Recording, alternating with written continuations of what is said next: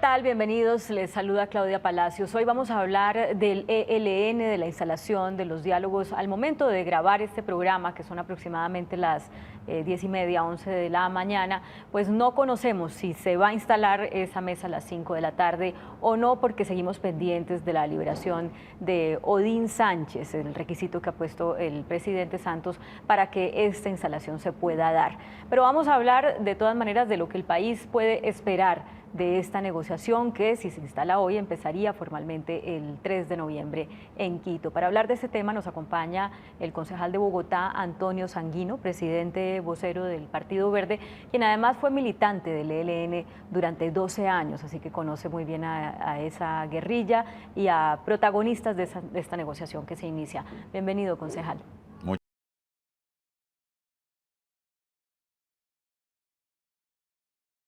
Bogotanas y los colombianos que ven este canal. Bueno, hagamos la salvedad porque ya explicaba, no sabemos si hay liberación de Odín Sánchez o no. Si hoy no se instala la mesa porque no fue liberado, la lectura es, pues se instalará en 2 días o en 3 días o en 4 días, ¿o cuál es su lectura? Sí, yo creo que primero que no se produzca la liberación de Odín Sánchez es un mal comienzo.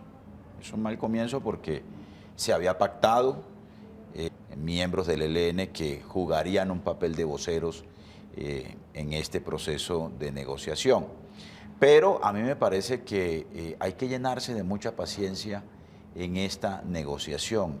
Esta negociación no se puede manejar a punta de ultimátums, porque toda negociación de paz es difícil, sobre todo en un contexto como el colombiano, que tenemos un conflicto armado de más de 50 años. Fue una negociación difícil la de las FARC, recordaremos. No, y sigue siendo, porque hay que renegociar. Pero fueron 2 años de fase exploratoria. Recordemos el discurso de Iván Márquez en Oslo cuando se instaló la mesa, que fue un discurso absolutamente incendiario, muy distinto al tono que tienen hoy las FARC después de 4 años de negociación.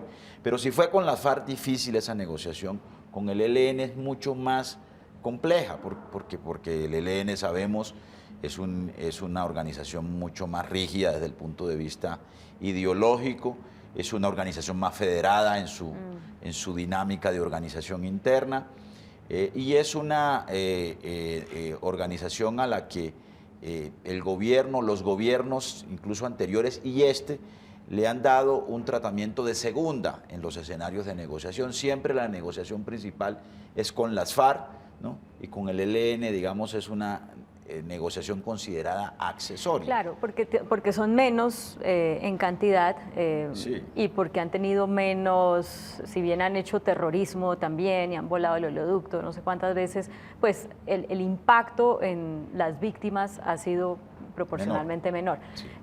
Pero concejal, usted dice va a ser una negociación muy compleja y expliquemos paso por paso por qué esas complejidades. Una de las cosas que me llama personalmente la atención es que hace unos meses cuando Frank Perlt en ese momento el delegado del ELN era Antonio García. En Caracas hablaron, hace como 7 meses hablaron de que sí, esta es la hoja de ruta, estos son los puntos. Uno decía, bueno, pues Antonio García va a ser el jefe negociador. Y ahora resulta que no aparece dentro de ese grupo de negociadores anunciado ayer por el ELN. ¿Qué quiere decir eso? Puede ser, digamos, que ello es el resultado de las dinámicas internas y de los liderazgos internos en el ELN. El ELN sigue siendo miembro del comando central del ELN. O puede ser también porque lo están reservando junto con Gavino y con el conjunto del COSE, del Comando Central, para momentos más adelante y más decisivos de la negociación, cuando ya se arranque, digamos, a discutir los asuntos de fondo de la agenda pactada. Lo cual le hace a uno pensar que si no entregan como la artillería pesada en materia de negociadores para el comienzo, es porque están pensando en que esto puede, pues, para por fin empezar a aplicar lo que se necesita en un posconflicto. Pero, ¿cuántos años le pone usted? Ellos han dicho que esto no puede ser una negociación expresa, ¿no? Pero sabiendo que hay temas, digamos, que son especialmente complejos en la discusión con ellos, y sabiendo de que el modelo que ellos han propuesto, que arranca con la participación de la sociedad, primer punto, en la construcción de la paz, ¿no? Y la construcción democrática de la paz, que son temas un poco bastante nebulosos, digamos, para una negociación de paz con una organización guerrillera. Sabiendo eso, de todas maneras,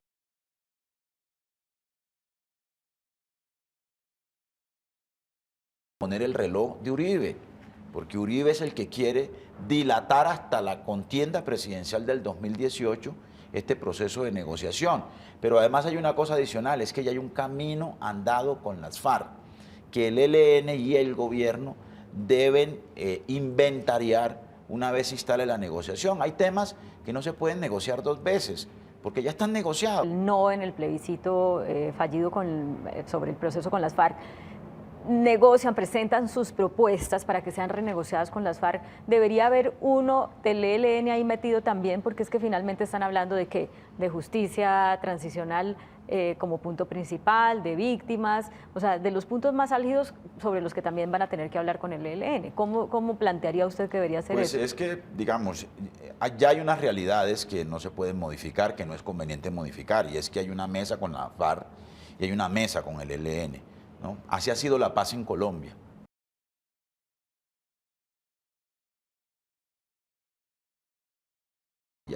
Se intentó con la coordinadora guerrillera Simón Bolívar en los diálogos de Caracas y Tlaxcala y eso no prosperó, porque cada guerrilla obedece, digamos, a unas particularidades en el caso colombiano que hacen que la paz también haya sido una paz particularizada con cada una de las organizaciones. Recordemos en el 90 la paz empezó con el M-19, luego hubo una negociación posterior con el EPL y luego con el PRT y con el Quintín Lame. Nosotros fuimos el cierre de ese ciclo de negociaciones, la Corriente de Renovación Socialista, que es el grupo al que yo pertenecí, que fue una disidencia del ELN, hicimos un proceso de paz en el año 94.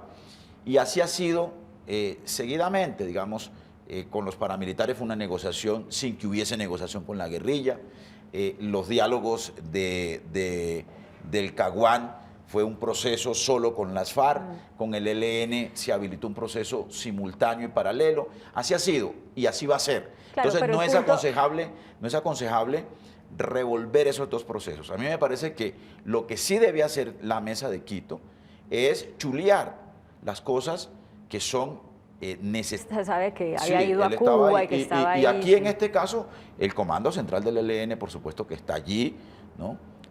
Digamos un poco tras bambalinas, conduciendo la negociación. Tienen a una persona de sus entrañas que es Pablo Beltrán y ahora a Carbonell o a Pablo Tejada. Y yo creo que ellos están además interpretando un mandato del Quinto Congreso que de consenso decidió meterse en esta negociación de paz. Por eso, usted dice de consenso, estas 18 personas, que además son muchos más que los plenipotenciarios de las FARC, eran 5 de cada grupo, aunque en total eran 30 y había unos ahí como detrás. ¿Estas 18 personas, usted cree, no representan, a pesar del consenso de esa quinta conferencia, toda la estructura del ELN? Sí, sí la representan. Lo que pasa es que el mando está en el Comando Central. Digamos, esta negociación, va a adquirir músculo y se va a volver irreversible en el momento en que el Comando Central de conjunto esté al frente de la negociación. Y una cosa muy importante, que esté representantes del Frente Domingo Laín en esa mesa de negociación, que es un poco la piedra en el zapato en el ELN, porque sabemos que es el frente que tiene mayor peso y es el frente que ha sido históricamente más renuente a una negociación de paz. Ahora parece que están comprometidos en la hoja de ruta que ellos mismos diseñaron para este proceso. Me gustaría que comentáramos algo que para algunos puede causar confusión o incluso suspicacias. Cuando se empieza con las FARC, se empieza en medio del conflicto. Entonces las FARC tenía secuestrados, las FARC seguía extorsionando, las FARC seguía cometiendo atentados, delitos, etcétera, y aún así se fue a la negociación. Ahora se ha puesto como condición la liberación de los secuestrados, no todo lo demás, todo el resto de la actividad delictiva del ELN. Uno analizaría, bueno, es que el país no toleraría empezar una negociación con secuestrados a bordo, pero ¿qué más ve usted ahí en esta diferencia para el punto de partida de la negociación con el ELN respecto a la de las FARC? Yo creo que el ELN debe entender que lo mejor es que la negociación se haga en medio de un cese al fuego que puede ser una extensión del cese al fuego bilateral con las FARC, ¿no? Y digo que debe entenderlo porque quien más riesgo corre es el propio ELN con un cese al fuego con las FARC, ¿no? Y con unos combatientes y unas estructuras del ELN regadas por todo el país, ¿no? O sea, ¿usted diría que se concentren también como se van a concentrar las FARC? No. Las FARC, por ejemplo, tuvo un cese al fuego unilateral entre el año 2015 y del 2016 que significó una suspensión de las acciones ofensivas por parte de las Fuerzas Armadas contra los campamentos de las FARC, la suspensión de los bombardeos de los campamentos. Es decir, se pueden acordar bilateralmente, ¿no?, fórmulas de distensión y de cese al fuego parcial y bilateral, o un cese al fuego unilateral del ELN sin acciones ofensivas por parte del ejército que permita, primero, bueno, que el ELN cuide sus estructuras mientras hace la negociación, y segundo, que la sociedad colombiana y la comunidad internacional incrementen sus niveles de confianza sobre este proceso. Pero mire lo que ha pasado en los últimos días. Hace unos días, un desplazamiento masivo en el Cauca. ¿A quién se le adjudica? Al ELN. Incursiones en determinados pueblos, incursiones armadas, aquí, donde antes estaban las FARC. ¿A quién se le adjudica? Al ELN. ¿Cómo la sociedad debe interpretar esto? Sí, pero también acciones del ejército contra el ELN y bajas del ELN. Hubo una deserción masiva de más de 20 guerrilleros en el Pacífico que entregaron sus armas y que se desmovilizaron. Digamos, repito, esos hechos lo que indican, me parece a mí, es que es urgente pactar en la mesa un cese al fuego. Ellos tienen pactados unas acciones humanitarias, pero eso es insuficiente. Me parece que el gobierno y el ELN deben, aprovechando que además, si se ajusta el acuerdo de La Habana, nos metemos en los 180 días pactados para la concentración en las zonas veredales, en las 23, y para la desmovilización y el desarme de las FARC. Entonces, no estaría bien ni para la paz del país, ni para este proceso que apenas va a arrancar, que haya un escenario de confrontación, ¿no?, y que esta negociación se haga en medio de los tiros, de las balas y de los combates. Pero primero, usted diría, primero el ELN que diga, vamos a hacer cese unilateral, para que después el gobierno le responda, entonces nosotros suspendemos la ofensiva contra el ELN. Puede ser, digamos. En estas cosas uno tiene que ser muy cuidadoso, porque si uno se pone a sobreactuarse, ¿no?, y a intervenir más allá de lo que las partes que están sentadas pueden avanzar, pues a lo mejor uno no cumple un papel positivo. Pero me parece que lo que sí podemos hacer es pedirle a las partes, al ELN y al gobierno, ¿no?, que se pongan a examinar la posibilidad de un mecanismo de distensión del conflicto, que puede ser una fórmula parecida a la que se ensayó con las FARC.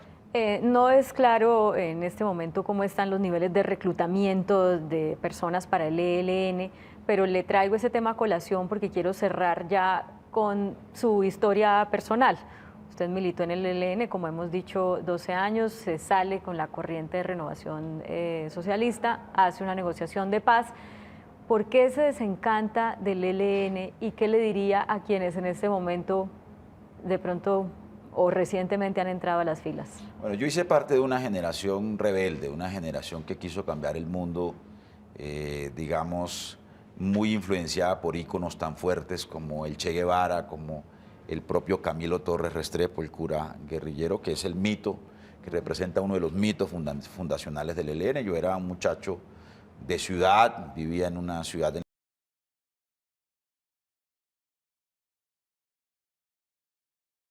revolucionaria, la militancia en el ELN. Pero a mi generación le tocó, digamos, un conjunto de hechos que nos hizo un poco interpelarnos ante lo que estaba pasando en el país y en el mundo.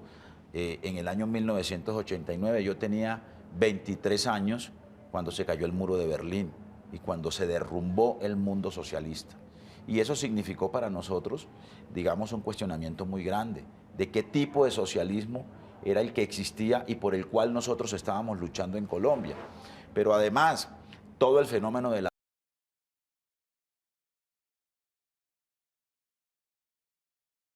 y eso también nos tocó a nosotros. Y finalmente, arrancó un movimiento estudiantil por la constituyente que terminó en la Constitución de 1991 y eso nos abrió la posibilidad a muchos de nosotros de pensar que era posible que esa lucha que estábamos haciendo por las vías ilegales, extrainstitucionales, pudieran hacerse en la arena política institucional. Yo he sido concejal elegido 3 veces en Bogotá por más de 15.000 ciudadanos. Luego entonces hemos dado batallas importantes en Bogotá. La izquierda ha gobernado en Bogotá 12 años con las cosas buenas y las cosas malas que ocurren cuando se ejerce el gobierno. Y yo quiero decir que por mi experiencia personal en el país es posible luchar por cambios en la arena política institucional y eso significa sustituir la lucha armada por la lucha política civil. ¿Usted tiene deudas pendientes o verdades todavía que contar de su época como guerrillero? No, nosotros hemos sido absolutamente, digamos, sinceros con el país. Yo en lo personal no tengo nada que esconder. He reconocido mi vinculación a la insurgencia armada en una época de la historia de Colombia. Fue una decisión dura, fue una decisión muy importante para mi vida personal. Y después de esa decisión de haberme metido en la lucha armada, la otra decisión más importante de mi vida fue la decisión de la paz. Y yo creo que esa es la decisión que tienen que tomar los compañeros del ELN y que están tomando, por fortuna, los compañeros de las FARC. Concejal Sanguino, muchas gracias por acompañarnos. A ustedes muy amables, a usted, Claudia, por la invitación. Y a ustedes también, sigan con nosotros.